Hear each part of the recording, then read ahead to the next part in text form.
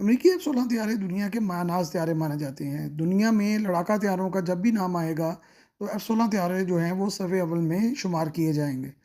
1974 से लेकर आज तक ये मुसलसल प्रोडक्शन में है, लेकिन कुछ हादसात और कुछ ऐसे मामलात हुए हैं कि इनको हिट किया जा रहा है यूक्रेन में भी और दूसरी दीगर जगहों पर भी। तो कहा ये जा रहा है कि अब F-16 पर रिलाय नहीं किया जा सकता, जो इसकी नई प्रोडक्शन और इसके नए मॉडल पर बहुत ज़्यादा असरअंदाज होने वाले हैं। हाल ही में पोलैंड में एक F-16 गिरकर तबाह हो गया है, जो कि बहुत कामयाब और बहुत जदीद माना जा रहा था, लेकिन उसके गिरने की वजह से पोलैंड की फ़ज़ाइया में बहुत ज़्यादा जो है वो अफसोस और गिले की फ़ज़ा पाई जाती है। यूक्रेन में भी इन हथियारों की कारकर्दगी ज़्यादा अच्छी नहीं रही और रूस के मिसाइलों ने काफ़ी F-16 तैयार कराए हैं, जिनकी बार का रिपोर्टिंग भी नहीं की जा रही। इसलिए आलमी सतह पर F-16 तैयारों के बारे में कई शकूक व शुबहात जो हैं वो अब पैदा हो गए हैं।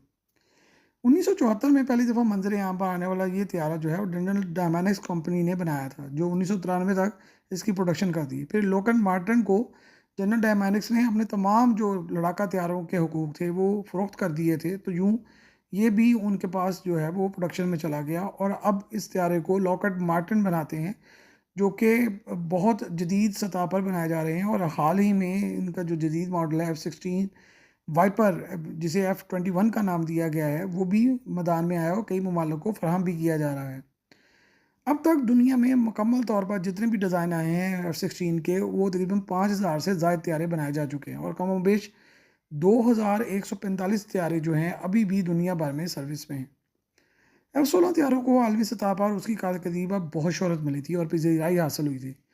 पहली पजीराई उस वक्त हासिल हुई जब इसराइल ने इराक पर एटमी रिएक्टर को तबाह किया, तो इन्हीं तैयारों को जो है वो इस्तेमाल किया गया था और दुनिया भर में F-16 तैयारों की धाक बैठ गई। पाक फ़ज़ाइया ने अफ़गान जंग के दौरान कई रूसी तैयारे जो हैं इससे मार गिराए और पूरी दुनिया में इसका बहुत चर्चा हुआ।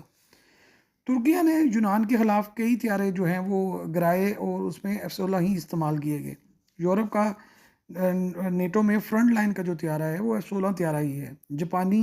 जापान और जनूबी कोरिया ने मुल्की तौर पर इन तैयारों को लाइसेंस के तहत बनाया है, अगर जो उन्होंने काफ़ी इसमें तब्दीलियाँ की हैं, लेकिन F-16 तैयारा का बुनियादी जो ढांचा है वो सामने है।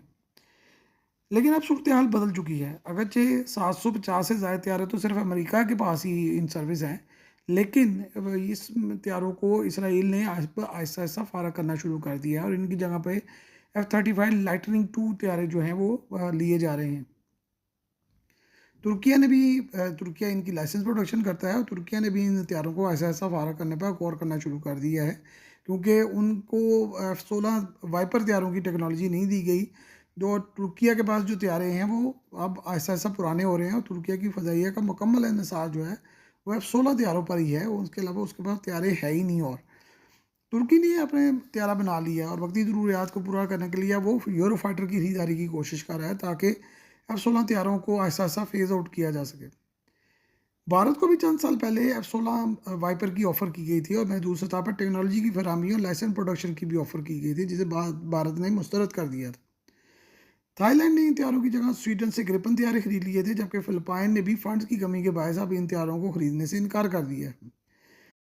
इस वजह से F-16 हथियारों की जो मार्केट है वो बड़ी ख़राब होती जा रही है और दिन ब दिन उस पर जो है ममालिक और फ़ज़ाइया जो है वो रिलाय करना अब कम कर रही है, क्योंकि ये हथियारे अब पुराने हो रहे हैं।